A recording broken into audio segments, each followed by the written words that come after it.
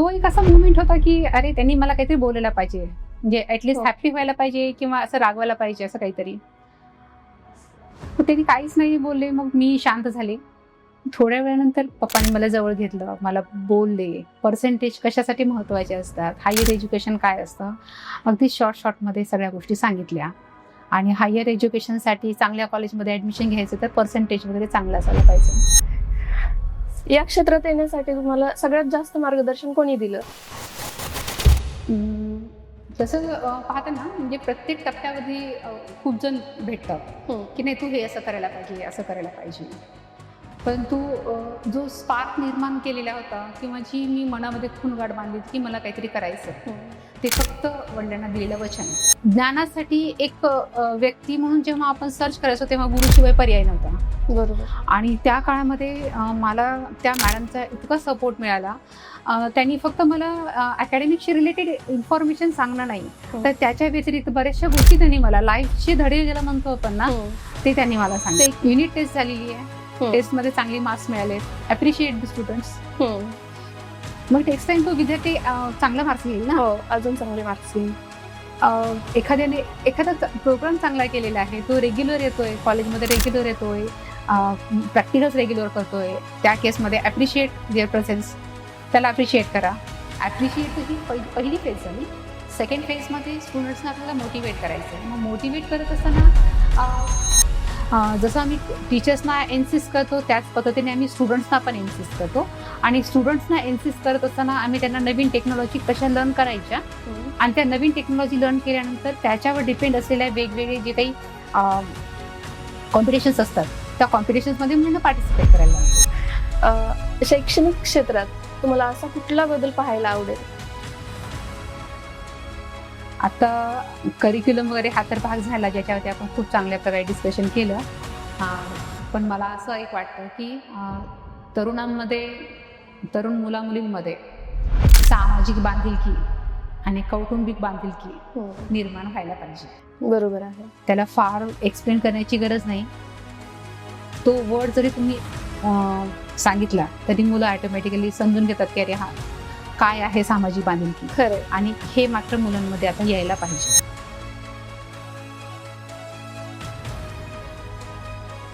Welcome to education and beyond with ABC trainings. आज आपल्याकडे आलेले आहेत दयानंद सायन्स कॉलेजच्या head of the department doctor Rohini Shinde ma'am. तर मॅम स्वागत आहे आपलं. मॅम सगळ्यात आधी आम्हाला तुमच्या पर्सनल जर्नीबद्दल ऐकायला खूप आवडेल. सर्वप्रथम मी या ठिकाणी मला बोलवल्याबद्दल मी सर्वांचे या ठिकाणी ऑर्गनायझिंग कमिटीचे आभार मानते. आणि आपल्या पॉडकास्टचे जे व्ह्युअर्स आहेत त्यांनाही मी या ठिकाणी धन्यवाद करते. आणि जर्नीबद्दल सांगायचं झालं तर माझं एज्युकेशन याच ठिकाणी झालेलं आहे लातूरमध्ये. आणि तसं पाहता 10th 12th एज्युकेशन लातूरचंच. 10th मध्ये थोडीशी मला माझी हिस्ट्री सांगायला आवडेल, कारण ज्याच्यामुळे एक हाईट मिळाली किंवा ज्याच्यामुळे मला एक विजन मिळालं स्टडी करण्याचं, त्यामागची स्टोरी मला थोडीशी सांगावी वाटेल. ॲव्हरेज स्टुडंट आहे तर 10th मध्ये ॲव्हरेज पर्सेंटेज पडलेले आणि कुठल्याही प्रकारचा असा अजेंडा नाही आहे की आपल्याला काय करायचं आहे किंवा असं फोकस नाही आहे. मग त्या अनुषंगाने जेव्हा रिझल्ट आला 10thचा 19ची गोष्ट आहे आणि त्या फेजमध्ये मग मस्त उड्या मारत आलेली आहे मी घरी. मार्कशीट घेऊन आले घरी, पॅरेंट्सना सगळ्यांना दाखवलं, आईला दाखवलं, आजी आजोबा होते सोबत, त्यांना दाखवलं. एक आनंद की फक्त आपली मुलगी पास झाली आहे. मग दुपारची वेळ होती, अगदी रखरखत ऊन होतं आणि उन्हामध्ये मग मी मस्तपैकी हॉलमध्ये बसली आहे कूलर वगैरे लावून. मग माझे वडील आले. अर्थातच त्यांनाही अपेक्षा होतीच की पर्सेंटेज किती झाले विचारण्यासाठी, किती पडले विचारण्यासाठी. मग मी अगदी आनंदाने मार्कशीट घेतलं आणि पळत त्यांना दाखवलं, पप्पा मला एवढे मार्क्स पडले. मार्कशीट पाहिलं, एकदा माझ्याकडे पाहिलं, कुठल्याही प्रकारची प्रतिक्रिया नाही. मग मला नाही कळलं, अरे हॅप्पी सॅड असं काहीतरी व्हायला पाहिजे ना. मग तो एक असा मुवमेंट होता की अरे त्यांनी मला काहीतरी बोलायला पाहिजे, म्हणजे ऍटलिस्ट हॅप्पी व्हायला पाहिजे किंवा असं रागवायला पाहिजे असं काहीतरी. त्यांनी काहीच नाही बोलले. मग मी शांत झाले. थोड्या वेळानंतर पप्पांनी मला जवळ घेतलं, मला बोलले पर्सेंटेज कशासाठी महत्त्वाचे असतात, हायर एज्युकेशन काय असतं, अगदी शॉर्टमध्ये सगळ्या गोष्टी सांगितल्या. आणि हायर एज्युकेशनसाठी चांगल्या कॉलेजमध्ये ॲडमिशन घ्यायचं तर पर्सेंटेज वगैरे चांगलं असायला पाहिजे. याच्यापूर्वी कधी असं डिस्कशन नाही झालेलं. आणि मी स्पोर्ट्समध्ये थोडीशी ॲक्टिव्ह असल्यामुळे अकॅडमिक्समध्ये थोडंसं माझं लक्ष कमीच होतं. स्पोर्ट्समध्ये मात्र मग आपण मैदानावरती उतरले की समोरचा माणूस येणारच नाही, अशी एवढी माझी स्पोर्ट्समध्ये येते. वा, खूप छान. मग जेव्हा पर्सेंटेजच्या विषयावरून जेव्हा मला वडिलांनी सगळ्या गोष्टी समजावून सांगितल्या, तेव्हा मी मग वडिलांना एक प्रॉमिस केलं की पप्पा, मी तुम्हाला प्रॉमिस करते की फ्युचरमध्ये ना मी नक्कीच इतकं चांगलं काहीतरी करून दाखवेन की तुम्हाला नक्की माझ्यावरती प्राऊड फील होईल. मग ऑब्व्हियसली ओके वगैरे सगळं झालं त्या ठिकाणी. आणि वडील माझे त्यावेळेस पोलीसमध्ये येत होते. जेव्हा आता घरात सगळं असं पोलीसचं वातावरण असल्यामुळे आजोबा पोलीसमध्ये, मग ते सगळं सेटल झाले सगळ्या गोष्टी. आणि मग आता पुढे एज्युकेशन काय घ्यायचं, 10th नंतर काय करायचं, बरोबर, ॲडमिशन तर घ्यायचं आहे, मग कुठल्या कॉलेजला काय असं वगैरे सगळं चालू झालं. अगदी कळत नकळत पहिला पाया माझा जो रोवला गेला तो माझ्या बहिणीने त्यामध्ये पुढाकार घेतला. माझी मोठी बहीण, तिने माझं ॲडमिशन करून दिलं सायन्सला. आणि सायन्सला ॲडमिशन घेत असताना अगदी छोट्याशा कॉलेजमध्ये सायन्सला ॲडमिशन दिलं. त्यावेळेस प्रतिष्ठित कॉलेजमध्ये ॲडमिशन मिळणं कमी पर्सेंटेज होते, शक्य नव्हतं. मग छोट्या कॉलेजमध्ये ॲडमिशन घेऊन दिलं. आणि ॲडमिशन घेताना तिथं माझ्या असं लक्षात आलं की ॲडमिशन फॉर्मवरती ना एक ओपन इलेक्टिव्ह सब्जेक्ट होता, तो होता डिफेन्स हा सब्जेक्ट पाहिल्यानंतर मला थोडीशी माझ्या म्हणजे माइंडमध्ये एक स्पार्क झाला. अरे हा, इथे हा डिफेन्स हा सब्जेक्ट आहे, तर डिफेन्स हे घेऊन आपल्याला वेगळं काहीतरी करता येऊ शकतं. मग हा डिफेन्स विषय सिलेक्ट केला. आणि 11वी-12वीमध्ये 2 वर्ष ते डिफेन्सचे काढले. आणि मग 12वी पास झाले. मग आता डिफेन्समधून आपल्याला पुढचं करिअर करायचं आहे वगैरे ह्या सगळ्या गोष्टी चालू झाल्या. आणि त्यावेळेस लातूरमध्ये डिफेन्सशी रिलेटेड असं काही अकॅडमी नव्हती. किंवा मग जर डिफेन्स संदर्भात जर आपल्याला पुढचं हायर एज्युकेशन घ्यायचं आहे तर आपल्याला नाशिकला वगैरे जावं लागायचं. बरोबर. आमची जी फॅमिली होती टिपिकल इंडियन ट्रॅडिशनल फॅमिली, त्यामध्ये मुलींना बाहेर शिक्षणासाठी पाठवणं, मग हे थोडंसं जरा घरच्यांना किंवा स्पेशली माझ्या आजींना रुचणारं नव्हतं. माझी आजी त्या बाबतीत थोडीशी कडक होती. मग आजींनी सांगितलं की बाहेर गावी नाही, जे काही शिकायचं ते इथंच शिका, लातूरमध्येच. ओके, ठीक आहे म्हणलं. मग आता जे आपल्या पुढे शिकायला तर परमिशन मिळाली ना. मग आपण 12वी सायन्स केलेले, तर मग आता सायन्स फील्डमध्ये पुढे काहीतरी करूयात असं करून मग मी 12वी सायन्स नंतर मग चांगल्या कॉलेजमध्ये BSc मायक्रोबायोलॉजीला ॲडमिशन घेतलं. मायक्रोबायोलॉजीमधून ग्रॅज्युएशन केलं. त्यासोबत बाकीचे पण विषय असतात. मग हे पुढे एज्युकेशन घेत असतानाच फर्स्ट इयरमध्ये ट्रॅजेडी झाली की माझे वडील एक्सपायर झाले. मग त्यानंतरचा जो मधला काळ आहे तो भयानक होता, 1-2 वर्षाचा. त्याच्यातून रिकवर झालो. आणि रिकवर झाल्यानंतर मात्र मग पुन्हा पुढच्या एज्युकेशनसाठी पुन्हा विचार केला. आणि त्यावेळेस मग मधल्या काळामध्ये काही कम्प्युटरचे क्लासेस वगैरे करत होते. जसं आता तुम्ही ABC अकॅडमी चालवत आहे, तसे त्यावेळेत असे YCMOचे क्लासेस चालू केलेले होते. अच्छा.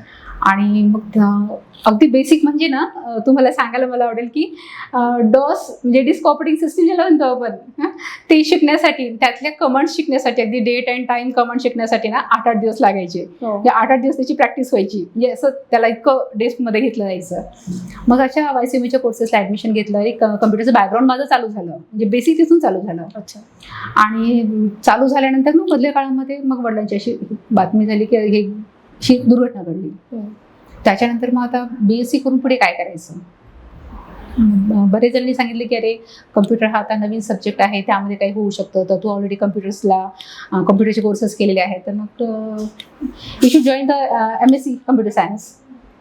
आणि त्या काळामध्ये स्वामी रामानंद तीर्थ मराठवाडा विद्यापीठाअंतर्गत MScचा प्रोग्राम आणखीन लॉन्च झालेला नव्हता. नेक्स्ट इयर तो लॉन्च होणार होता. तो 1 वर्ष माझा वाया जाणार होता. मग थोडंसं सर्च केलं तर बामोमध्ये होते, बाबासाहेब आंबेडकर युनिव्हर्सिटीमध्ये. आणि मग तिथून मी ॲडमिशन घेतलं. आणि माझा PGचा प्रोग्रेस चालू झाला. PG कम्प्लीट झाल्यानंतर मग पुन्हा टीचिंग फील्डमध्ये आले. आधी तर इन्स्ट्रक्टर म्हणून काम केलं, पुन्हा मग टीचिंग फील्डमध्ये आले. टीचिंगमध्ये जवळपास 15 वर्षाचा कालावधी रन झाल्यानंतर मग पुन्हा इकडे दयानंद सायन्स कॉलेजला पोस्ट निघाली. तिथे इंटरव्ह्यू दिला, तिथे मला यश मिळालं. तिथे यश मिळाल्यानंतर तिथे मी as a assistant professor join झाले. आणि 2020मध्ये लॉकडाऊन काळामध्ये थोडंसं माझं ऑनलाईनचं काम वगैरे पाहून मॅनेजमेंट मी पण डिपार्टमेंट हेडची पोस्ट दिली. आणि तो विश्वास माझ्यावरती दाखवला की नाही, तू आता खूप चांगल्या प्रकारचं काम करू शकतेस आणि तुला केलं पाहिजे, असा एक विश्वास दाखवला. आणि मग एक average student to department head पर्यंतचा माझा असा हा प्रवास आहे. अच्छा, खूप छान होती तुमची जर्नी. खूप चढ उतारही होते पण छानही होती. या क्षेत्रात येण्यासाठी तुम्हाला सगळ्यात जास्त मार्गदर्शन कोणी दिलं? तसं पाहता ना, म्हणजे प्रत्येक टप्प्यावरती खूप जण भेटतात की नाही, तू हे असं करायला पाहिजे, असं करायला पाहिजे. परंतु जो स्पार्क निर्माण केलेला होता किंवा जी मी मनामध्ये खूणगाठ बांधली होती की मला काहीतरी करायचं आहे, ते फक्त वडिलांना दिलेलं वचन. अच्छा. आणि त्यानंतर मग ऑब्व्हियसली आईने मला पूर्ण सपोर्ट केला, फॅमिली मेंबर्सनी, बहीण भावानी पण सपोर्ट केला. आणि त्यामुळे मी माझं PGचं एज्युकेशन पूर्ण कम्प्लीट करू शकले इथंपर्यंतच. ठीक आहे. तर तुमच्या या जर्नीमध्ये एक आयडॉल म्हणतो आपण, आयडॉल कोण आहेत तुमच्या या जर्नीमध्ये, ज्यांच्याकडनं तुम्हाला प्रेरणा मिळाली? हे मार्गदर्शन वगैरे घरच्यांनी केलं, पण प्रेरणा? माझं 12th एज्युकेशन चालू असताना मला एक इंग्लिशच्या एक मॅडम होत्या, आवसेकर मॅडम. अच्छा. मी आता ना, आजकाल तुम्ही जर पाहिलं तर टीचरसोबत विद्यार्थी जाऊन संवाद नाही करत. कारण आता सगळं काही मोबाईलमध्ये रिसोर्सेस अवेलेबल असल्यामुळे टीचरसोबत कम्युनिकेशन हा सगळं काही कमी झालेलं आहे. पण त्यावेळेस मोबाईल आम्हाला वापरायला नव्हतेच, लँडलाईन होते आणि फार क्वचित आपल्याला वापरायला मिळायचे. आणि तोच असा काळ की ज्यामध्ये आपल्याकडे कुठल्याही प्रकारचे रिसोर्सेस नाही आहेत. ज्ञानासाठी एक व्यक्ती म्हणून जेव्हा आपण सर्च करायचो तेव्हा गुरुशिवाय पर्याय नव्हता. बरोबर. आणि त्या काळामध्ये मला त्या मॅडमचा इतका सपोर्ट मिळाला. त्यांनी फक्त मला अकॅडमिकशी रिलेटेड इन्फॉर्मेशन सांगणं नाही, तर त्याच्या व्यतिरिक्त बऱ्याचशा गोष्टी त्यांनी मला, लाईफचे धडे ज्याला म्हणतो आपण ना, ते त्यांनी मला सांगितले. तेही खूप गरजेचं आहे लाईफमध्ये, खूप खूप आवश्यक आहे. आणि आता त्या टीचरची खूपच आवश्यकता आहे. म्हणजे मी ऑलवेज त्यांना थँक्स बोलते. आणि असे अनेक टीचर्स जे माझ्या लाईफमध्ये झाले की आता ग्रॅज्युएशन 12th पर्यंत त्या मॅडम होत्या, त्याच्यानंतर मग आणखीन काही जण लाईफमध्ये येत गेले. त्या ग्रॅज्युएशनमधले काही टीचर्स, PG मधले काही टीचर्स, असे वरती येत गेले. आणि त्या त्यामध्ये मग त्या सर्व टीचर्सचं मार्गदर्शन मिळालं. त्यामुळे मग मी आज या ठिकाणी तुमच्यासमोर मी बोलू शकते. बरोबर आहे. ॲज अ HOD तुम्ही तुमच्या फॅकल्टीजला कसं मॅनेज करता? त्या फॅकल्टीजना, म्हणजे तुमच्या डिपार्टमेंटच्या फॅकल्टीजना मॅनेज करण्यासाठी तुम्ही कुठल्या स्ट्रॅटेजीज वापरता? हे पीपल मॅनेजमेंट किंवा department management, it is very difficult task. आता ह्या सगळ्या गोष्टी ॲडमिनिस्ट्रेटिव्ह टास्कमध्ये मोडतात. आणि मी जेव्हा जॉईन केलं होतं तेव्हा ॲज अ टीचिंग पोस्ट म्हणून जॉईन केलं होतं, टीचिंगसाठी as a teacher. As a teacher म्हणून टीच करणे किंवा लेक्चर्स डील करणे हा भाग वेगळा असतो. आणि ॲज अ डिपार्टमेंट हेड म्हणून सगळ्यांना सांभाळून टीचिंग करत करत आपल्या एक डिपार्टमेंटचा एक ऑब्जेक्टिव्ह किंवा एक मोटो डिसाईड करणे हे डिफरंट टास्क आहे. ह्या गोष्टी थोड्याशा मला अनुभवाने हळूहळू कळायला लागल्या. डिपार्टमेंट हेड म्हणून मी काम करत असताना सगळ्यात महत्त्वाचं पहिल्यांदा मी हे पाहते की communication should be there with the faculty members. खरं, म्हणजे आपल्या सगळ्या फॅकल्टी मेंबर्ससोबत प्रॉपर कम्युनिकेशन होणं फार आवश्यक आहे. जर प्रॉपर कम्युनिकेशन असेल तर आपल्या डिपार्टमेंटसाठी काय करायचं आहे त्याचा अजेंडा आपण जो ठरवलेला आहे त्याप्रमाणे त्या गोष्टी सगळ्या होऊ शकतात. बरोबर आहे. आणि सगळ्यात महत्त्वाचं म्हणजे जो डिपार्टमेंट हेड आहे त्याच्यामध्ये लिडरशिपच्या क्वालिटी असायला पाहिजे. कारण तो लीड करतोय, डिपार्टमेंटला लीड करतोय, तो फॅकल्टीला लीड करतोय आणि पूर्ण स्टुडंट्सला लीड करतोय. त्यामुळे लिडरशिपच्या क्वालिटी असणं आवश्यक आहे. जेव्हा ह्या सगळ्या गोष्टी मॅनेज करायच्या आहेत त्यामध्ये एकतर आपण फॅकल्टी सोबत प्रॉपर कम्युनिकेशन आणि त्याचबरोबर मग त्यांच्या काही मीटिंग्स घेणे, त्यांना प्रॉपर गोष्टी समजावून सांगणे, आपल्या डिपार्टमेंटचं एक व्हिजन ठरवणे आणि हे व्हिजन ठरवत असताना आपल्या कॉलेजचं जे व्हिजन आहे त्या व्हिजनला ते मीट करेल या गोष्टींची काळजी घेणे. आणि दुसरी गोष्ट म्हणजे जेवढे काही फॅकल्टी मेंबर्स आहेत, आता variety of peoples, variety of mindset. हो, मग त्याप्रमाणे प्रत्येकाकडे एक वेगळं स्किल असतं. मी ऑलवेज त्या पर्सनच्या स्किलकडे पाहते. अच्छा. कारण त्याचं जे स्किल आहे ना, त्या स्किलचं जर आपण युटिलायझेशन केलं तर आपल्या डिपार्टमेंटची नक्कीच प्रोग्रेस होते. प्रोज कॉन्स पीपलमध्ये असतातच, पण हे प्रोज कॉन्स पाहण्यापेक्षा त्याच्यामध्ये जे प्रोज आहेत किंवा त्याच्यामध्ये जे चांगले गुण आहेत ते गुण आपण जर फाइंड आउट केले आणि त्याला युटिलाइज करून जर तुम्ही कॉलेजच्या किंवा डिपार्टमेंटच्या प्रोग्रेससाठी त्याचं युटिलायझेशन केलं तर दॅट मीन्स व्हेरी बेटर. आणि मग बाकीचा जो हेडॅक असतो तो अगदी झिरो होऊन जातो. आणि मग त्या केसमध्ये ॲज अ डिपार्टमेंट हेड आपल्याला बऱ्याचशा गोष्टी छान एन्जॉय पण करता येतात. सगळ्यांसोबत कॉमन लाईफ जी म्हणतो आपण, not only as a leader म्हणून आपण आयसोलेट होणं, त्याच्यापेक्षा त्यांच्यासोबत इन्व्हॉल्व्ह होणं, त्यांच्यासोबत सगळ्या गोष्टी शेअर करणं, त्यांच्यासोबतच आपण खांद्याला खांदा लावून काम करणं, असं जर केलं तर मला वाटतं की कुठल्याही प्रकारची अडचण येणार नाही. बरोबर आहे. टीचर टू HOD हा प्रवास तुमचा सोपा नसेल, यामध्ये तुम्हाला काय काय अडचणी आल्या? टीचर टू HOD मध्ये सगळ्यात पहिल्यांदा ना म्हणजे मॅनपॉवर मॅनेज करणे आणि ॲडमिनिस्ट्रेटिव्ह टास्क. अच्छा. कारण टीचिंगसाठी काय असतं, मला 1 तासाचं लेक्चर जर असेल तर मला 2 तास आधी प्रिपरेशन करावं लागतं. बरोबर. हे ठरलेला ठोकताळ आहे. मग हे प्रिपरेशन करायचंय, क्लासमध्ये जायचंय आणि बोलायचंय, दॅट्स ऑल. पण जेव्हा तुम्हाला ॲडमिनिस्ट्रेशन करायचं असतं तेव्हा तुम्हाला आपल्यासोबत काम करणाऱ्या सगळ्याच पीपल्सचं किंवा फॅकल्टी मेंबर्सचं माइंडसेट रीड करता आलं पाहिजे. त्यांची सिच्युएशन काय आहे हे हँडल करता आलं पाहिजे. त्यांची सिच्युएशन रीड करता आली पाहिजे. आणि तसं पाहता मला हेडशिप जॉईन झाल्यानंतर खूप लवकर मिळाली. अगदी 2 वर्षातले हेडशिप मिळाली, जिथे की आणखी सगळ्या फॅकल्टी मेंबर्सना सगळ्यांना मला जाणून घ्यायचं होतं. आणि मध्ये कोरोना काळ आला होता. त्या काळामध्ये तर वर्क फ्रॉम होम घरूनच काम करायचं होतं. म्हणजे डिफिकल्ट होतं. डिपार्टमेंट हेड होते पण घरूनच होते, म्हणजे कुणाच्याही संपर्कात नाही, म्हणजे प्रत्यक्ष संपर्कात नाही. मग जे काही कम्युनिकेशन आहे ते ऑनलाईन. मग त्या सिच्युएशनमध्ये सगळ्यांना हँडल करणे, लिटरली त्या केसमध्ये माझ्याकडे ऑनलाईन क्लासेस हँडल करण्यासाठीचं पूर्ण संस्थेचं मॅनेजमेंट दिलेलं होतं. आम्ही टीम होतो 5-6 जणांची. मग आम्हाला ते सगळं काम दिलेलं होतं. मग ते काम करत असताना आम्ही रात्री 2-2 वाजेपर्यंत काम केलेलं आहे. म्हणजे डे नाईट काम करत करत पीपल्स हँडल करणे हे टू मच डिफिकल्ट टास्क आहे. हो, आणि तेही घरून. आणि तेही घरून करणं. बरोबर आहे. कारण प्रत्यक्ष तिथं आपण ऑफिसमध्ये गेल्यानंतर डेडिकेटेड टाइम असतो, त्यामुळे तो पर्सन फोन उचलतो किंवा तो पर्सन त्या ठिकाणी अवेलेबल असतो, त्याच्याकडून काम करून घेता येतं. परंतु ऑनलाईन करून घ्यायचं म्हणलं तर हे डिफिकल्ट टास्क आहे.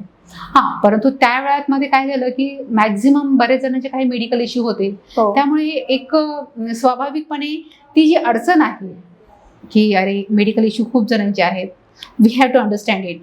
आणि सिच्युएशन ह्या सगळ्या गोष्टी करायला भाग पाडते. बरोबर. म्हणजे त्याच्यातून आपण अडॅप्ट करतो की अरे how to handle the situation, how to handle the peoples. आणि मला वाटतं की situation is the great teacher. खरंय. ह्या सगळ्या गोष्टी शिकवण्यासाठी. आणि त्याच्याकडूनच मग ह्या सगळ्या गोष्टी सिच्युएशन टू सिच्युएशन मी समजत गेले आणि मग मला त्या गोष्टी येत गेल्या. हे झाले टीचर्स आणि फॅकल्टीज बद्दल. आता तुम्ही स्टुडंट्समध्ये पॉझिटिव्ह लर्निंग एन्व्हायरमेंट डेव्हलप करण्यासाठी काय करता? माझं ब्लड ग्रुप AB पॉझिटिव्ह आहे. त्यामुळे मग AB पॉझिटिव्ह म्हणल्यानंतर मला टीचर्स बाबतीत पण आणि स्टुडंट बाबतीत पण ऑलवेज पॉझिटिव्ह राहणं फार आवडतं. आणि दुसरी गोष्ट म्हणजे पॉझिटिव्ह थिंकिंग ही पूर्ण माइंडसेट चेंज करते. आपण खूप सारे व्हिडिओज पाहतो, खूप साऱ्या गोष्टी पाहतो की पॉझिटिव्हिटीमुळे काय होतं आपण हे प्रत्यक्ष पाहतो.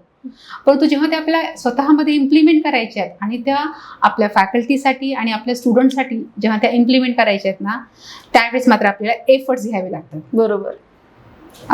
पॉझिटिव्ह गोष्टीसाठी मग मी काही छोट्या छोट्या अगदी साध्या गोष्टी इम्प्लिमेंट केल्या. युनिट टेस्ट झालेली आहे, टेस्टमध्ये चांगले मार्क्स मिळालेत, ॲप्रिशिएट द स्टुडंट्स. मग नेक्स्ट टाइम तो विद्यार्थी चांगला मार्क्स घेईल ना. हो, अजून चांगले मार्क्स घेईन. एखादा प्रोग्राम चांगला केलेला आहे, तो रेग्युलर येतोय, कॉलेजमध्ये रेग्युलर येतोय, प्रॅक्टिकल्स रेग्युलर करतोय, त्या केसमध्ये ॲप्रिशिएट देअर प्रेझेन्स, त्याला ॲप्रिशिएट करा. म्हणजे हे ॲप्रिसिएशन जे आहे, आता तुम्हाला हे आठवत असेल की केजी स्टँडर्डला स्टार मार्क दिला टीचरने हातावरती, त्यावेळी खूप छान वाटायचं. छान वाटायचं. हो. मग तेच जर आपण आताही या ठिकाणी ठेवलं तर just we have to appreciate the स्टुडंटला ॲप्रिशिएट करायचं आहे, स्टुडंटना मोटिवेट करायचं आहे. ॲप्रिशिएट तर ही पहिली फेज झाली. सेकंड फेजमध्ये स्टुडंट्सना आपल्याला मोटिवेट करायचं आहे. मग मोटिवेट करत असताना त्यांना मोटिवेशन काही लेक्चर्स, गेस्ट लेक्चर्स ऑर्गनाईज करा, सो दॅट त्यांच्यामध्ये एक स्पार्क निर्माण होतो आणि मग ते सर्चिंगमध्ये असतात. आणि जेव्हा ते सर्चिंगमध्ये राहायला लागले की तिसरी फेज आहे की त्यांच्यासमोर एक इनोव्हेटिव्ह गोष्टी किंवा इनोव्हेटिव्ह आयडियाज प्रेझेंट करा, चॅलेंजेस, छोटे छोटे चॅलेंजेस प्रेझेंट करा. बरोबर. ते चॅलेंजेस ते फेस करतात. चॅलेंजेसमध्ये सक्सेस झाले, again appreciate them, celebrate the achievement, हे अचिव्हमेंट सेलिब्रेट करा. आणि या सगळ्या गोष्टींना मला थोडासा वेळ लागला. अगदी सुरुवात केली ॲप्रिशिएट करण्याची, आणि हे करत करत करत करत मला अगदी सांगायला आनंद होतो की आमच्या डिपार्टमेंटचे 2 विद्यार्थी इंटरनॅशनल कॉम्पिटिशनपर्यंत जाऊन आले. रिसर्च लेवलच्या इंटरनॅशनल कॉम्पिटिशनमध्ये अन्वेषण 2024-25 आपण म्हणतो, त्याच्यामध्ये हे विद्यार्थी आमचे अगदी पंजाब युनिव्हर्सिटीपर्यंत इंटरनॅशनल कॉम्पिटिशन अटेंड झाली होती आणि 12 कंट्रीचे पार्टिसिपेट झाले होते. त्याच्यामध्ये त्यांनी जो प्रोजेक्ट तिथं प्रेझेंट केला, त्यांची जी आयडिया होती प्रोजेक्टची, त्याला 3rd रँक मिळाला. सो ह्या अचिव्हमेंट होऊ शकतात. फक्त आपल्याला स्टुडंटच्या सोबत राहायचंय, not just like a teacher but just like a mentor. Mentor म्हणून त्यांना आपण नेहमी अवेलेबल असायला पाहिजे. आणि अकॅडमिक्स करिक्युलमचा जो पार्ट आहे मुलं लर्न करतात, पण बियॉन्ड दॅट जेव्हा त्यांना मदत हवी आहे तेव्हा as a mentor we should available. स्टुडंटने काही अचीव्ह करणं म्हणजे हे टीचरसाठी पण खूप अभिमानाचं काम आहे. तर आता पुढचा प्रश्न असा आहे की HOD मध्ये अशा कुठल्या क्वालिटीज असायला पाहिजे ज्यामुळे सगळ्या गोष्टी सुरळीत चालतील? अगदी डेफिनेटली एखादा डिपार्टमेंट आपण हँडल करतोय तर डिपार्टमेंट हेडकडे काही क्वालिटीज असायलाच पाहिजेत. त्या क्वालिटीजमध्ये सगळ्यात पहिल्यांदा आपण म्हणतो की लिडरशिप क्वालिटी. मग लिडरशिपमध्ये आपण विजन, मिशन वगैरे हे सगळं डिपार्टमेंटच्या प्रोग्रेससाठी जे असायला हवं ते तर असणं स्वाभाविकच आहे.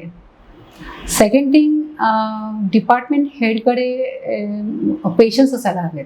म्हणजे पेशन्स असल्याशिवाय तो समोरचा व्यक्ती काय बोलतोय, कसा बोलतोय, गुड लिसनिंग, हे सगळं ऐकून घेतलं पाहिजे. अगदी खरंय. आणि शांतपणे त्याच्यावरती मग प्रतिक्रिया दिली पाहिजे. म्हणजे अगदी तडकाफडकी कुठला निर्णय नाही घेतला पाहिजे. पेशन्स असणे आणि चांगल्या प्रकारचं समोरच्याचं पूर्ण म्हणणं ऐकून घेणे ही खूप अत्यंत आवश्यक असलेली गोष्ट आहे. चौथी गोष्ट म्हणजे याच्यामध्ये जेव्हा वेगवेगळ्या काही गोष्टी घडतात किंवा इव्हेंट्स, इन्सिडेंट घडतात, तर त्यामध्ये प्रॉपर डिसिजन घेता आलं पाहिजे. डिसिजन मेकिंग पॉवर म्हणतो आपण त्याला. तर डिसिजन घेणं आवश्यक आहे आणि घेतलेले डिसिजन जे आहे ते किती योग्य आहे ते स्वतःला पटवून देऊन त्याप्रमाणे ठाम राहणं आवश्यक आहे. कारण ती सिच्युएशन, ती जी घटना असते ती त्या HODला माहिती असते, त्याप्रमाणे तो त्या ठिकाणी वर्कआउट करत असतो. खरं. त्यामुळे त्याला हँडलिंगची ऍक्च्युली सगळ्या गोष्टी त्याच्यावरतीच डिपेंड असतात. पण पुन्हा नंतर जे काही रिझल्ट त्याला फेस करावं लागतं. सो बी स्टँड, कारण त्यावेळेस ती आवश्यकता होती, त्यामुळे आपण डिसिजन घेतला. आणि नेक्स्ट आहे की always think about the progress. म्हणजे तुम्ही एक व्हिजन ठरवून ठेवा आणि त्या व्हिजनप्रमाणे सगळ्यांना गाईड करा, स्टुडंट्सना आणि आपल्यासोबतच्या फॅकल्टी मेंबर्सनाही. सो दॅट एक पॉझिटिव्ह एन्व्हायरमेंट क्रिएट होतं. आणि हे एन्व्हायरमेंट क्रिएट झालं की मग मात्र तुम्हाला सगळ्या फॅकल्टीकडून पण तेवढाच पॉझिटिव्ह रिस्पॉन्स मिळतो. आणि पॉझिटिव्ह असल्यामुळे सगळ्या गोष्टी ऑलवेज पॉझिटिव्हच होतात. तुमच्या मते शिक्षणामुळे औद्योगिक गरजा ह्या कशा पूर्ण होऊ शकतात? डिपार्टमेंट ऑफ कॉम्प्युटर सायन्सची हेड आणि विषय कॉम्प्युटर सायन्स ह्या दोन्ही गोष्टी पाहता सध्या इंडस्ट्रियलायझेशनमध्ये आपण पाहतो जसं इंडस्ट्री 1.0, 2.0, 3.0, 4.0, 5.0, नाव 6.0 असा पूर्ण एक प्रोग्रेस होत आलेला आहे. आणि जशी जशी इंडस्ट्रीची डिमांड वाढते तशी तशी आपल्या करिक्युलममध्ये एनरिचमेंट करणं आवश्यक आहे. म्हणजे आत्ता डिमांड काय आहे इंडस्ट्रीची हे फाइंड आउट करणं आवश्यक आहे. ते लक्षात घ्यावं लागतं की अरे इंडस्ट्रीमध्ये आत्ता काय डिमांड आहे किंवा आता काय लागतं इंडस्ट्रीमध्ये, आणि अकॉर्डिंग टू दॅट करिक्युलम हा आपल्याला चेंज करावा लागतो. तर करिक्युलम हा भाग विद्यापीठाच्या अंतर्गत असल्यामुळे विद्यापीठ त्याच्यावरती काम करतंच, परंतु ॲज अ डिपार्टमेंट हेड म्हणून आपण त्या ठिकाणी सजेशन्स देऊ शकतो हो की डिपार्टमेंटची ही आवश्यकता आहे किंवा मार्केटिंगची ही आवश्यकता आहे, मार्केटमध्ये या गोष्टींची आवश्यकता आहे, तर असं करिक्युलम आपण या ठिकाणी इम्प्लिमेंट करू शकतो.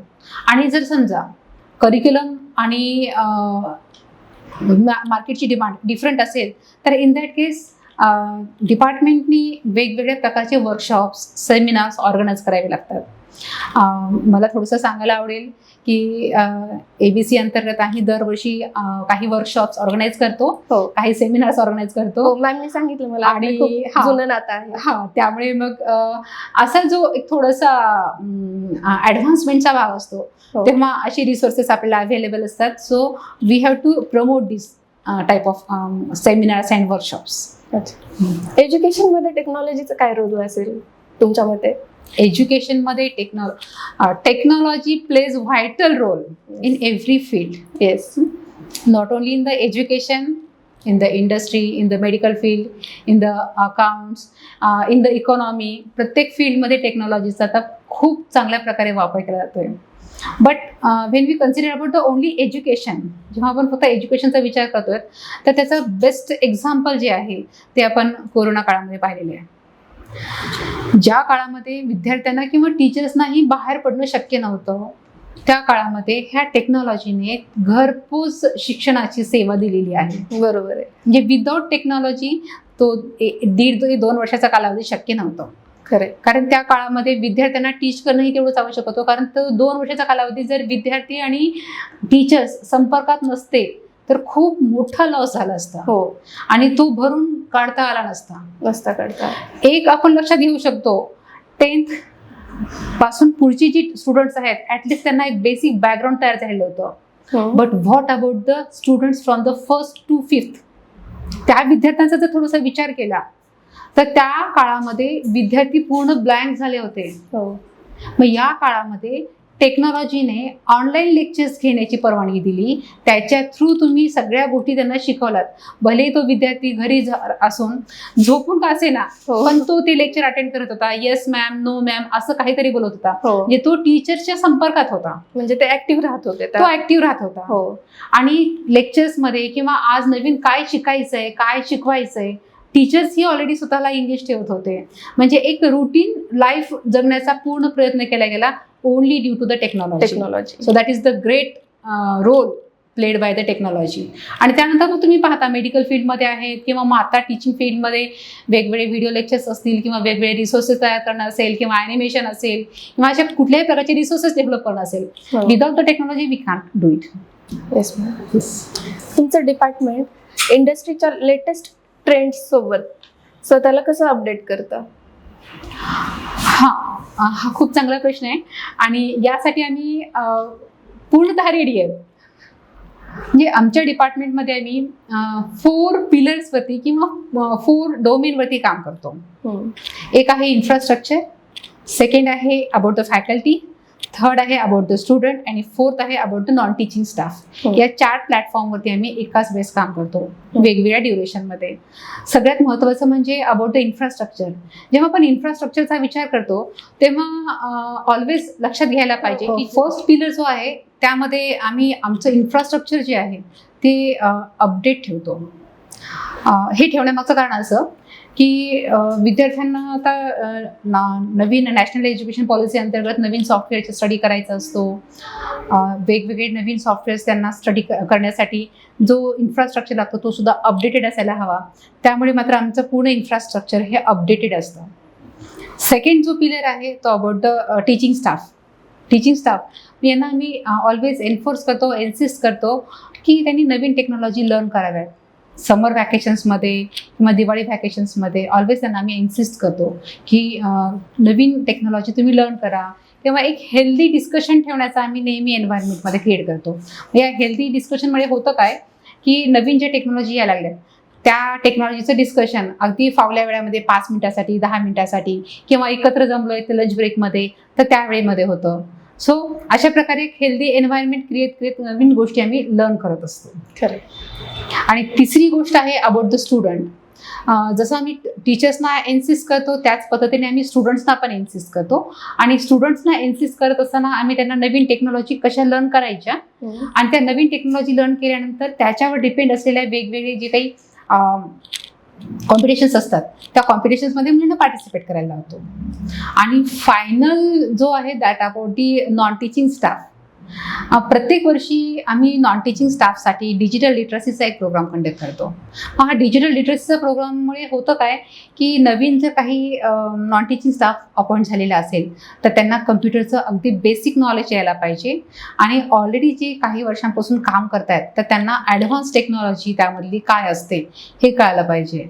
आणि मागच्या वर्षी तर आम्ही आमच्या टीचर्स म्हणजे नॉन टीचिंग स्टाफला अगदी ChatGPT काम कसं करते त्याचाही आम्ही त्यांना डेमो दिला. आणि या वर्षापासून टेक्निकल स्किलसोबत आम्ही सॉफ्ट स्किल पण ठेवतोय. कारण सॉफ्ट स्किलचा जो भाग आहे तो आपण फक्त 3rd इयरच्या किंवा PGच्या मुलांना असं ठेवतो की you need the soft skill for the interview असं म्हणून. परंतु असं नाही आहे की सॉफ्ट स्किल हे प्रत्येकासाठीच आवश्यक आहे. So we included that soft skill in the digital literacy program also. तर ह्या 4 प्लॅटफॉर्मवरती आम्ही सायमल्टेनियसली काम करतो. So we are ready for the industry development. Ma'am, student जेव्हा ॲडमिशन घेतात 10th नंतर त्यावेळी त्यांनी कुठल्या गोष्टी लक्षात ठेवून ॲडमिशन घ्यायला पाहिजे? हा खूप महत्त्वाचा प्रश्न आहे. कारण विद्यार्थी जेव्हा ॲडमिशन घेतात त्यावेळेस ते फक्त माझा फ्रेंड कुठे ॲडमिशन घेतोय किंवा तो कुठल्या कोर्सला घेतोय फक्त ह्या गोष्टी पाहतात. पण ज्या ऑर्गनायझेशनमध्ये ज्या इन्स्टिट्यूटमध्ये तुम्हाला ॲडमिशन घ्यायचं आहे त्याच्याबद्दल काही पॉईंट्स नक्कीच लक्षात राहायला पाहिजे. सगळ्यात पहिलं म्हणजे ते इन्स्टिट्यूट किंवा ते ऑर्गनायझेशन अक्रेडिटेड आहे का. आता सध्या आपण पाहतोय की GRAD निघालेला आहे त्यामध्ये NAAC अक्रेडिटेशन असणं आवश्यक आहे. अच्छा.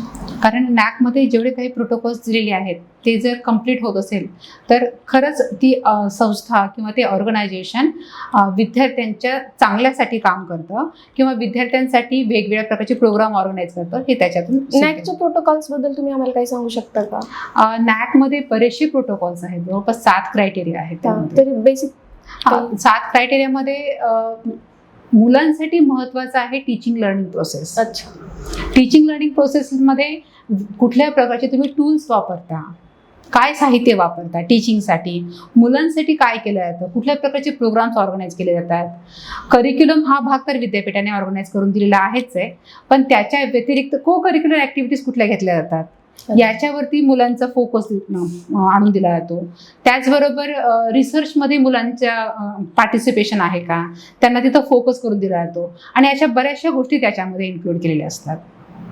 आता मी तुम्हाला ॲडमिशन संदर्भात सांगत होते की त्यामध्ये आपण NAAC अक्रेडिटेशन पाहिलं. सेकंड थिंग आहे की कॉलेजचं इन्फ्रास्ट्रक्चर कसं आहे म्हणजे अवेलेबल आहे का ह्या सगळ्या गोष्टी. त्यातल्या त्यात जर सायन्स आणि IT फील्डमध्ये ॲडमिशन घेणार असाल जसं की केमिस्ट्री आहे, फिजिक्स आहे, इलेक्ट्रॉनिक्स आहे, कम्प्युटर सायन्स आहे. जेव्हा तुम्ही सायन्स बॅकग्राऊंडमध्ये येत आहे तेव्हा त्याच्याशी रिलेटेड असलेल्या लॅबोरेटरीज अवेलेबल आहेत का, लॅबमध्ये सगळी इन्स्ट्रुमेंट्स आहेत का याचा पण विचार करावा लागतो. कारण प्रॅक्टिकल इम्प्लिमेंटेशन केल्याशिवाय सायन्स डिग्रीला काही व्हॅल्यू नाही आहे. थर्ड थिंग आहे about the teaching staff. Teaching स्टाफबद्दल तुम्ही पण पाहायला पाहिजे की टीचिंग स्टाफ कसा आहे किंवा तो किती क्वालिफाईड आहे या पद्धतीने. त्यानंतर मग करिक्युलम तर हा भाग असतोच आहे पण त्याच्या व्यतिरिक्त को करिक्युलर भाग एक असतो. को करिक्युलरमध्ये विद्यार्थ्यांचं किती पार्टिसिपेशन आहे, कॉलेजचा कॅम्पस कसा आहे, कॉलेजमध्ये स्पोर्ट्स फॅसिलिटी अवेलेबल आहेत का, स्पोर्ट्समध्ये रेग्युलर प्रॅक्टिस होते का. कारण फक्त करिक्युलम कम्प्लीट करणे हे एम नाही आहे तर मुलांचा सर्वांगीण विकास व्हायला पाहिजे. आणि सर्वांगीण विकास होण्यासाठी त्या ऑर्गनायझेशनमध्ये त्या सगळ्या गोष्टी असणं अपेक्षित आहे. तरच विद्यार्थी त्यांचं एज्युकेशन जॉयफुली डील करू शकतील. ठीक आहे. आणि मला वाटतं की विद्यार्थी ह्या सगळ्या गोष्टी थोड्याशा तपासून पाहाव्यात की अरे या गोष्टी आहेत का महाविद्यालयामध्ये म्हणजे ॲडमिशन घेण्यासाठी त्यांना थोडंसं सोपं होईल. जेव्हा विद्यार्थी कॉलेजमध्ये ऍडमिशन घेतात तेव्हा ते अभ्यास तर करतात कारण त्यांना होमवर्क मिळालेला असतो, पण त्याचबरोबर त्यांनी अशा कुठल्या स्किल्स आहेत अभ्यासाबरोबर डेव्हलप करायलाच पाहिजेत, त्या स्किल्स बद्दल तुम्ही काही सांगू शकता का? हो, आणि आत्ता ना याची अतिशय जास्त आवश्यकता आहे. मला इथं काही पॉईंट्स सांगावे वाटतील. आता नॅशनल एज्युकेशन पॉलिसीमध्ये असे काही विषय विद्यापीठाने करिक्युलममध्ये ॲड केलेले आहेत. इंडियन नॉलेज सिस्टीम हा एक भाग आहे जो की त्यामध्ये इन्क्लूड केलेला आहे, किंवा कॉन्स्टिट्यूशन ऑफ इंडिया असे काही विषय आहेत जे विद्यापीठाने ऑलरेडी इन्क्लूड केलेले आहेत. याच्या व्यतिरिक्त जर बोलायचं झालं तर विद्यार्थ्यामध्ये सॉफ्ट स्किल यायला पाहिजे. मग सॉफ्ट स्किल्समध्ये कम्युनिकेशन स्किल कन्सिडर करा. आता यामध्ये ना बेसिक 3 ते 4 पॉईंट्स सांगते मी. बाकी बरेचसे पॉईंट्स आहेत ज्याच्यावरती मुलांनी फोकस करायला पाहिजे, परंतु 3 गोष्टी महत्त्वाच्या. त्यामध्ये पहिला जो पॉईंट आहे तो आहे कम्युनिकेशन स्किल. कारण कम्युनिकेशन स्किल शिवाय मुलांना स्वतःला प्रेझेंट नाही करता येणार, आणि प्रेझेंटेशन हे फार महत्त्वाचं आहे. दुसरी गोष्ट आहे टाइम मॅनेजमेंट. कारण विद्यार्थ्यांना टाइम जर प्रॉपरली मॅनेज करता आला तर विद्यार्थी हा सक्सेस होतो. कारण बराचसा वेळ मोबाईल स्क्रोलिंगमध्ये जातोय, आणि त्यातला 1 तास 2 तास कसा गेला कळत नाही, रील्स पाहता पाहता. तर तो टाइम मॅनेजमेंट जो आहे तर अशा ठिकाणी विद्यार्थ्यांनी अगदी आवर्जून पाळावा. Give the limited time to the mobile or the social media. Limited time द्या, त्याच्यापासून अलिप्त राहा असं म्हणणं चुकीचं असेल, पण त्याला पर्टिक्युलर टाइम द्या, तेवढाच वेळ तुम्ही वापरा. आणि थर्ड थिंग आहे जी की अतिशय महत्त्वाची आहे, स्ट्रेस मॅनेजमेंट. कारण आत्ता त्याची आवश्यकता आहे. भलेही तुम्ही खूप चांगल्या पदावर जाल, खूप चांगली नोकरी कराल, परंतु त्या नोकरीमध्ये येणारा, त्या पदावर असताना जो स्ट्रेस निर्माण होतो तो स्ट्रेस त्या विद्यार्थ्याला मॅनेज करता आला पाहिजे. अगदी बरोबर आहे. आणि विद्यार्थ्यांना तर मला अगदी म्हणजे ही गोष्ट ठासून सांगावी वाटते की भलेही कमी पगाराची नोकरी असेल तर चालेल, पण आधी ह्या सगळ्या गोष्टी, तुमची हेल्थ आणि तुमचं फॅमिली लाईफ तुम्ही अगदी ते सुरक्षित ठेवा. ह्या गोष्टी जर प्रॉपर असतील तरच तुम्ही लाईफ लॉंग सगळ्या गोष्टी एन्जॉय करू शकता. अदरवाईज तुम्ही आता पाहतायत किती साऱ्या बातम्या आहेत की खूप चांगल्या पदावरचे पीपल सुद्धा स्ट्रेस मॅनेज नाही करू शकत आहे, ते अटेम्प्ट सुसाइड. सो आणि त्यातले तर ठीक आहे ते तर करतायत, पण लहान मुलांना जे 8-9 स्टँडर्डचे स्टुडंट्स आहेत त्यांना आणखीन लाईफमधल्या काहीच गोष्टी माहिती नाही आहेत, त्यांच्यात सुद्धा हा प्रॉब्लेम यायला लागलाय. म्हणजे ही गोष्ट अगदी लक्ष देण्यासारखी आहे. आणि आत्ताच पालक म्हणून आणि टीचर्स म्हणून आपण या गोष्टीवरती प्रकर्षाने त्याच्यावरती काम करणं खूप गरजेचं आहे. बरोबर आहे मॅम. तुमचं AI आर्टिफिशियल इंटेलिजन्स याबद्दलचं मत काय आहे? आर्टिफिशियल इंटेलिजन्सचा स्टुडंट्सवरती पॉझिटिव्ह इम्पॅक्ट होतोय की निगेटिव्ह इम्पॅक्ट होतोय? प्रश्न विषयाशी संबंधित आहे आणि तो खूपच चांगला आहे. आर्टिफिशियल इंटेलिजन्स म्हणजे आपण त्याला कृत्रिम बुद्धिमत्ता म्हणतो. बरोबर आहे. जसं नाण्याच्या 2 बाजू असतात, प्रोज अँड कॉन्स, तसं प्रत्येक विषयाला असतात. आर्टिफिशियल इंटेलिजन्स हा आता नाही आहे, 1960s पासून तो चालू आहे. अगदी सुप्तपणे त्याची प्रोग्रेस होत होती आणि 2010 पासून तो बूममध्ये आहे. आणि आत्ताच्या काळात तर विदाऊट AI काहीच नाही आहे. तुमच्या व्हॉट्सअपला पण AI आहे. म्हणजे आणि यामध्ये आता मुलं ChatGPT वापरतात. नवीन टेक्नॉलॉजी वापरणे हे काही चुकीचं नाही आहे, तुम्ही वापरली पाहिजे, ती कशी काम करते हे पाहिलं पाहिजे. मला काही गोष्टी तुम्हाला असं सांगाव्या वाटतात की मुलांना काही असाइनमेंट्स म्हणून आपण क्वेश्चन्स देतो, मुलं ते 2 मिनिटात ChatGPTला विचारतात, आन्सर रेडी असतं, कॉपी पेस्ट करतात. प्रोजेक्ट करायचा आहे, ChatGPTला सांगणे की मला असा मॅनेजमेंटचा प्रोजेक्ट पाहिजे, ChatGPT सगळं प्रोव्हाइड करतं, कॉपी पेस्ट. एवढंच नाही तर पोएम्स असतील किंवा काही डॉक्युमेंट्स तयार करायचे असतील तर त्याच्यात पण ChatGPTचा वापर करतो आपण. ठीक आहे, वापरायला पाहिजे, यात हरकत नाही. पण याच्यामुळे काय व्हायला लागलंय, आत्ताचं जे यूथ आहे त्या यूथमध्ये थॉट प्रोसेस निर्माण होत नाहीये.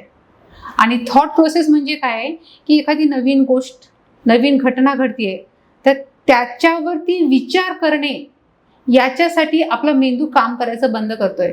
कारण आपण काय केलं की चॅट जीपीटीला दिलं आणि सोडून दिलं. मग यामुळे व्हायलंय काय की जो युथ आहे तो थॉटलेस व्हायला लागलाय. हो, आणि हा सगळ्यात मोठा हार्म आहे आपल्या देशासाठी. बरोबर आहे. विचार करण्याची क्षमताच राहत नाही आहे. जर नाविन्यपूर्ण कल्पना मुलांमध्ये निर्माण होणार नाही निर्माणच होत नाही. तर मग मुलं पुढे कशी सर्वाईव्ह होतील. नाही, तर त्यांच्यामध्ये ते आलं पाहिजे.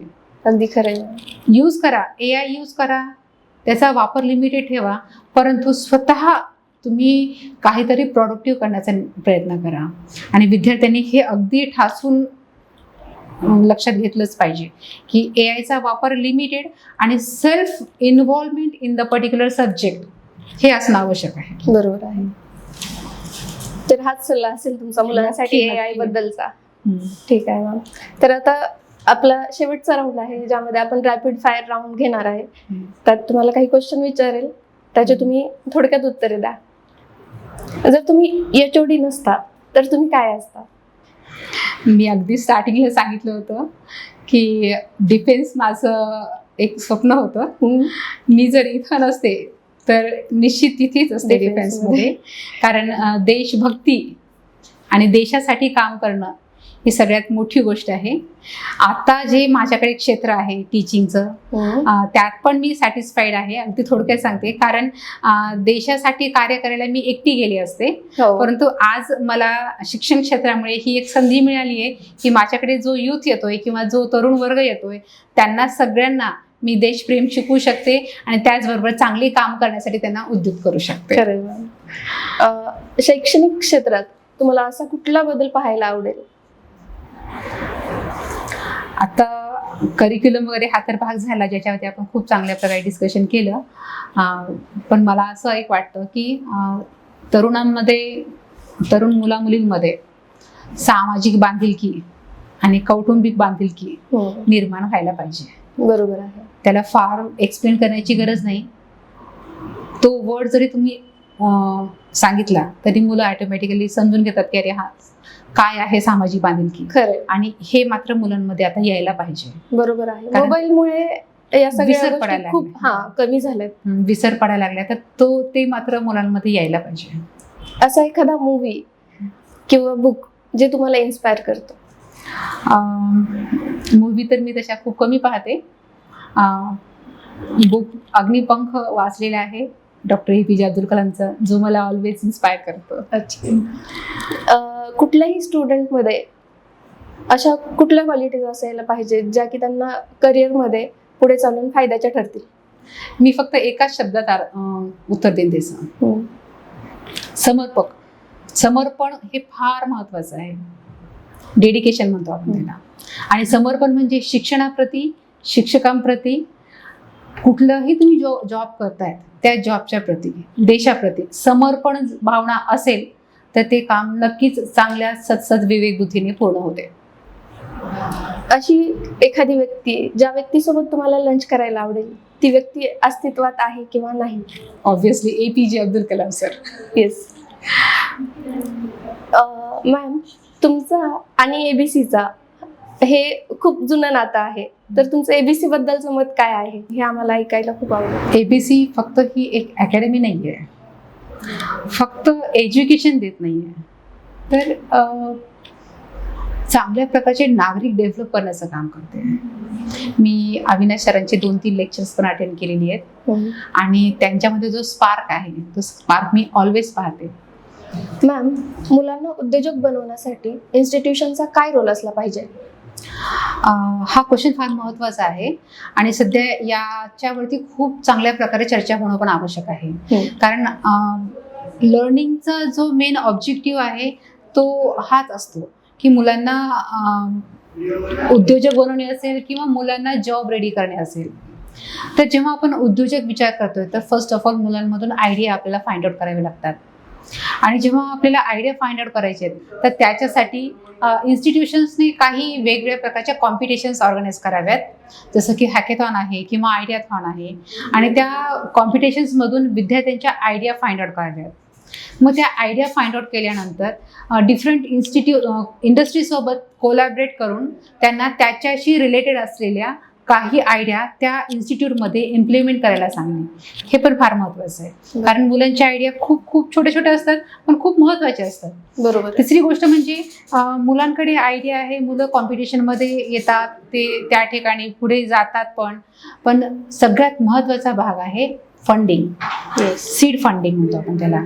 कारण जोपर्यंत या विद्यार्थ्यांना फंडिंग मिळत नाही तोपर्यंत त्यांचा तो जो प्रोजेक्ट आहे तो प्रोजेक्ट पुढे जात नाही.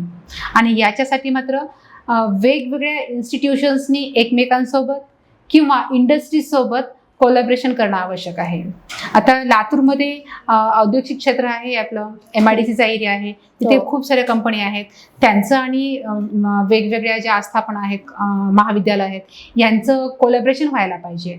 आणि या कोलॅबरेशन थ्रू जे महाविद्यालयामध्ये विद्यार्थी येत आहेत वेगवेगळ्या आयडिया घेऊन, त्या विद्यार्थ्यांना या वेगवेगळ्या कंपनीमध्ये किंवा इंडस्ट्रीमध्ये आपण पाठवून त्यांच्या त्या आयडिया इम्प्लिमेंट करून घेऊ शकतो आणि त्याच्यातून विद्यार्थी हे उद्योजक बनवू शकतात.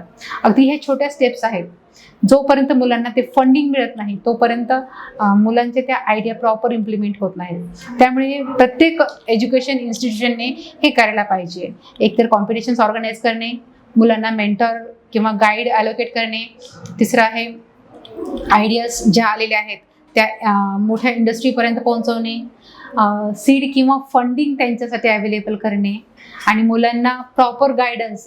त्यांचा जो प्रोजेक्ट आहे तो प्रोजेक्ट पुढे घेऊन जाण्यासाठी एक ट्रेनिंग लागतं, ते ट्रेनिंग प्रोव्हाइड करणे. जर हा भाग करता आला तर मला वाटतं की महाराष्ट्रामध्ये नव्हे, आपले विद्यार्थी बाहेरही खूप चांगल्या प्रकारे मोठे उद्योजक बनू शकतात. बरोबर आहे. मॅम, तुमची सगळ्यात मोठी अचिव्हमेंट कोणती आहे तुमच्या लाईफमधली? लाईफमधली आत्तापर्यंतच्या लाईफमधली तसं पाहता बरेचसे विद्यार्थी पास आउट होऊन जातात आणि बरेचसे नवीन विद्यार्थी येतात. हे जेव्हा विद्यार्थी त्यांचं एक गोल किंवा एक ड्रीम अचीव करतात आणि ते ड्रीम अचीव केल्यानंतर ते जेव्हा मला फोन करून सांगतात की मॅडम मी हे ठरवलं होतं आणि मी हे अचीव केलंय, माझ्यासाठी तो क्षण म्हणजे एक बिग अचीवमेंट असते. खरंय. मॅम, तुमचं एबीसी बद्दल मत काय आहे? जेव्हा आम्ही नवीन अकॅडमिक इयर्स चालू करतो तेव्हा प्रत्येक वर्षी आमच्यामध्ये एक बाउंडिंग आहे की नॉलेज डिलिंगचं. हे नॉलेज डिलिंग म्हणजे काय की करिक्युलम व्यतिरिक्त जर आम्हाला काही एक्स्ट्रा नॉलेज द्यायचं आहे किंवा गेस्ट लेक्चर ऑर्गनाईज करायचं आहे तर त्यासाठी रिसोर्स म्हणून आम्ही ABCकडे नेहमीच पाहतो. आणि मला हे सांगायला आवडेल की अविनाश सर इथून दरवर्षी एक ना एक फॅकल्टी आम्हाला पाठवतातच. मग त्यामध्ये ॲडव्हान्स टेक्नॉलॉजीवरती जसं की क्लाउड कम्प्युटिंग आहे किंवा आर्टिफिशियल इंटेलिजन्स आहे, डीप लर्निंग आहे, मशीन लर्निंग आहे, असे जे ॲडव्हान्स सब्जेक्ट आहेत याच्यावरती हे फॅकल्टी मेंबर्स ABCमधून येतात आणि आमच्या विद्यार्थ्यांना ते नॉलेज शेअर करतात. कारण जेव्हा हे knowledge as a guest lecture म्हणून ते डील करतात तर त्यांच्यामध्ये एक वेगळा स्पार्क असतो. आणि दुसरी गोष्ट म्हणजे ABCचे बरेचसे प्रोग्राम्स मी ऑर्गनाईज केलेल्यामध्ये मी अटेंड केलेली आहेत. ह्या प्रोग्राम्समध्ये जेव्हा मी येते तेव्हा मी सरांचं लेक्चर्स पण अटेंड करते आणि जेव्हा सर स्टेजवरती येतात तेव्हा क्राऊड हा इतका फुल एन्जॉय करतो, इतका जोशमध्ये असतो. ती जी एनर्जी आहे ती एनर्जी पाहून मला असं वाटतं की सर फक्त एज्युकेशनच नाही तर सर एक एज्युकेशनल आर्मी डेव्हलप करतायत. बरोबर, असं मला वाटतं. हो. So thank you so much ma'am, तुम्ही इथे आलात, तुमचा मौल्यवान वेळ आम्हाला दिलात आणि खूप छान मार्गदर्शन केलं. मलाही खूप छान वाटलं आणि जी ऑडियन्स आम्हाला बघत आहे त्यांनाही नक्कीच खूप काही शिकायला मिळेल तुमच्या या सेशनमधनं. So thank you so much. मीही या ठिकाणी ABC अकॅडमीचे खूप खूप आभार मानते. कारण मी काही अशी खूप मोठी व्यक्ती नाही आहे, जस्ट माझी ही सुरुवात आहे आणि तुमच्या प्लॅटफॉर्मवरती तुम्ही मला या ठिकाणी बोलवलं, माझं मत व्यक्त करण्याचा मला जो चान्स दिला आणि विद्यार्थ्यांपर्यंतच नव्हे तर आता हा जो व्हिडिओ पाहणार ह्या सर्व प्रेक्षकांपर्यंत माझे ओपिनियन्स किंवा मत जात आहेत तर ते मे बी माझ्यासोबत सहमत असतील तर त्यांच्यापर्यंत मला तुमच्या माध्यमातून जाता येतंय याबद्दल मी या ठिकाणी ABC अकॅडमी आणि ABC पॉडकास्टचेही या ठिकाणी खूप खूप आभार मानते. धन्यवाद. थँक्यू.